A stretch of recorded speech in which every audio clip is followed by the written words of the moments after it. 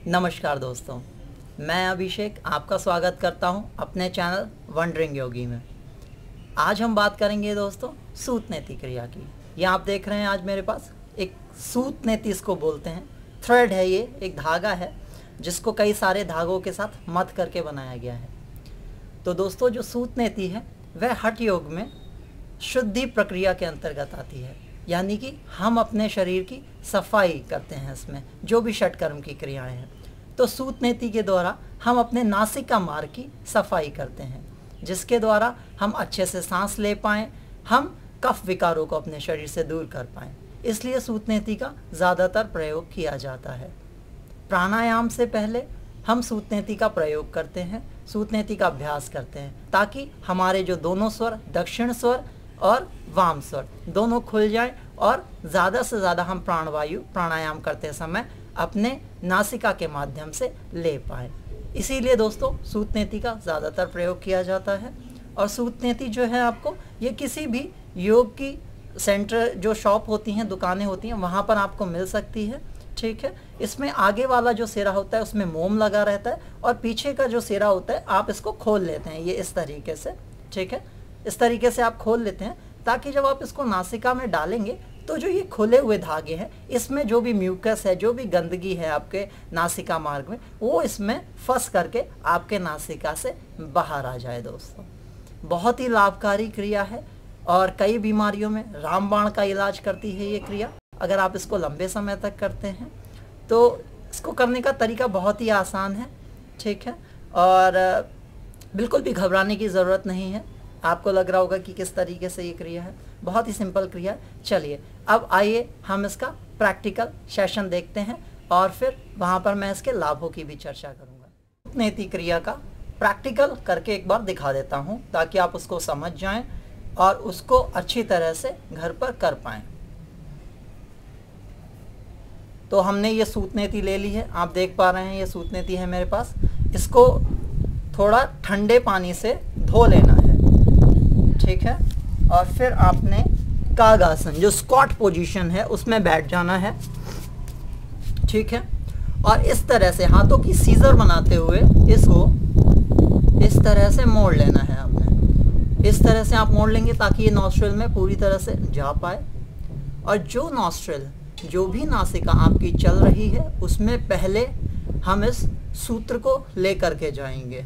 ठीक है, और इस सूत्र को लेकर के जाएंगे और नाक में डालते रहेंगे, उसको जो नासिका द्वार है उसमें प्रवेश कराते रहेंगे और वो बैक ऑफ द थ्रोट जो छोटी जीभ होती है उसके आगे से जा करके जब आप इस तरह से डालेंगे और इस तरह से मुंह में आपको बैक ऑफ द थ्रोट में महसूस होने लगेगा ये वाला हिस्सा, तब आप अपनी उंगली को लेकर के जाइए मुंह के अंदर और वहाँ से धीरे धीरे इस थ्रेड को पूरे खींचना शुरू कर दीजिए। ठीक है, फिर यही क्रिया आपने दूसरी नासिका से करनी है। तो चलिए एक बार मैं आपको दिखा देता हूँ।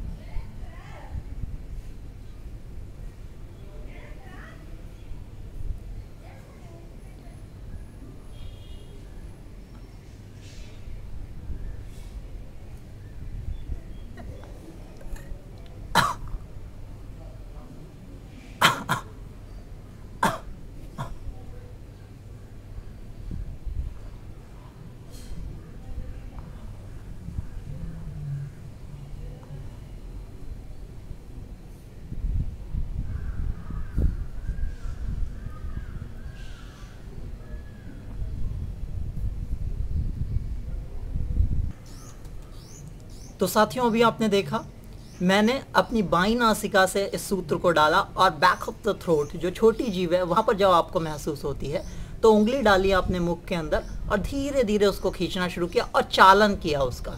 1 से 2 बार जब आप घर्षण करते हैं, चालन करते हैं, तो जो भी प्रोलैप्स है, आपकी बड़ी हुई हड्डी है, वहाँ पर एक रगड़ उत्पन्न होती है। चलिए अब दूसरी नासिका से करते हैं। फिर से वही आप सीजर बनाएंगे, कैंची की तरह मोड़ेंगे और अब दाईं नासिका में मैं इसको प्रवेश कराता हूँ। देखिए आँखों को बिल्कुल रिलैक्स रखना है, फेशियल मसल को बिल्कुल रिलैक्स रखना है, बिल्कुल घबराना नहीं है। और जब भी आपको थोड़ा रेजिस्टेंस फील हो, यानी कि जब आप सूत को अपनी नासिका में प्रवेश कराएं तो जब आपको थोड़ा सा महसूस हो कि वह आगे नहीं बढ़ रहा है तो वहीं पर रुक जाएं, फिर से निकालें, फिर से प्रयास करें। क्योंकि कई बार हमारे ये जो यहाँ पर इस वाले पैसेज में कई ब्लॉकेज होते हैं, जो कफ जमा हो जाता है, म्यूकस जमा हो जाता है, उस तरह से वो ब्लॉकेज बन जाते हैं और वो सूत को आगे जाने में रोकते हैं। तो घबराने की कोई बात नहीं है, आप फिर से निकालिए और उसको फिर से कोशिश करिए। हो सकता है आपको ब्लड भी आ जाए एक दो बार, क्योंकि घर्षण होता है, रगड़ होती है। जब मांस ज़्यादा बढ़ जाता है हमारी नासिका में तो सूत के जाने से वहाँ पर रगड़ उत्पन्न हो जाती है, तो जो मेम्ब्रेन्स होती है कई बार वो छिल जाती है, तो उसमें ब्लड आ जाता है, खून आ जाता है। घबराएं नहीं, उस समय आप उसको सूत को निकाल दें और फिर से अगले दिन उसका अभ्यास करें। चलिए अब दूसरी नासिका से इसका हम प्रवेश कराते हैं और देखते हैं।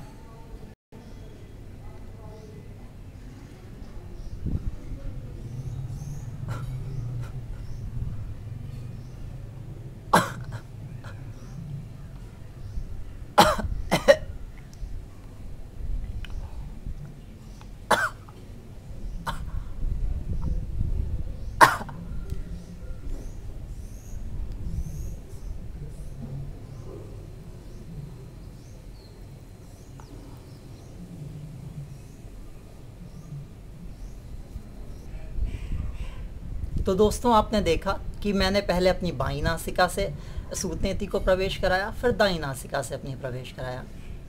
कई बार आपको खांसी आ सकती है, थोड़ा छींक आ सकती है, क्योंकि ये बहुत ही सेंसिटिव एरिया होता है। तो बिल्कुल भी घबराएं नहीं, बिल्कुल आराम से क्रिया को करें।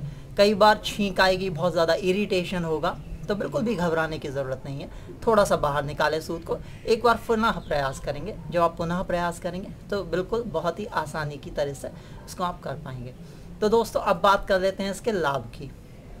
सूत नीति जो क्रिया है वह हठ योग के अंतर्गत, षट कर्म के अंतर्गत शरीर को शुद्ध करने की क्रिया है।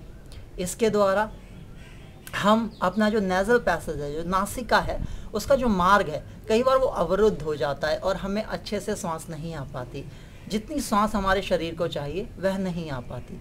इस वजह से जब हम सूत को अपनी नासिका में प्रवेश कराते हैं तो जो उसका मार्ग है वह खुल जाता है और हम अच्छे से सांस ले पाते हैं। ज़्यादा से ज़्यादा ऑक्सीजन, ज़्यादा से ज़्यादा प्राणवायु हमारे शरीर में जा पाती है।